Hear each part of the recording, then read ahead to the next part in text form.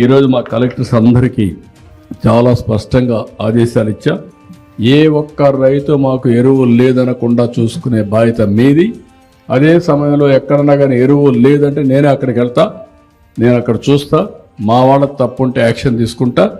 కావాలని ఇలాంటి న్యూస్ని చేస్తే వాళ్ళని తీసిపోయి బొక్కలో పెట్టి అక్కడి నుంచి పనిష్ చేస్తాం. రాష్ట్రం మొత్తం రైతాంగానికి అందరికీ విజ్ఞప్తి చేస్తున్నా, మీరు ఎక్కువ యూరియా వేసి మొత్తం దీనివల్ల ప్రజల ఆరోగ్యానికి కూడా ప్రమాదం.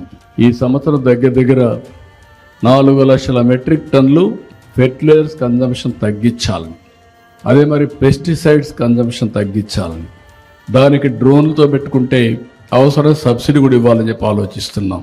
దానివల్ల రాబోయే రోజుల్లో మన రాష్ట్రంలో ఆరోగ్యవంతంగా ఉండే అవకాశం వస్తుంది. లేకపోతే ఫెర్టిలైజర్స్ ఎక్కువ వాడితే క్యాన్సర్ వస్తుంది, పెస్టిసైడ్స్ ఎక్కువ వాడినా క్యాన్సర్ వస్తుంది. ఈ విషయం కూడా మనం గుర్తుపెట్టుకోవాలి. ఎక్సెస్ యూజ్ చేస్తే కొనేవాళ్ళు కూడా ఉండడం లేదు. ఇటీవల చైనాకి వెళ్తే ఒక కన్సైన్మెంట్ తిరిగి పంపించారు. యూరోప్ పంపిస్తే మన పంటలు కొనే పరిస్థితులు కూడా లేరు. అందుకే నేను మైక్రో న్యూట్రియంట్స్ ఇవ్వాలనుకుంటున్నాం. భూసార పరీక్షలు రెగ్యులర్గా చేస్తాం.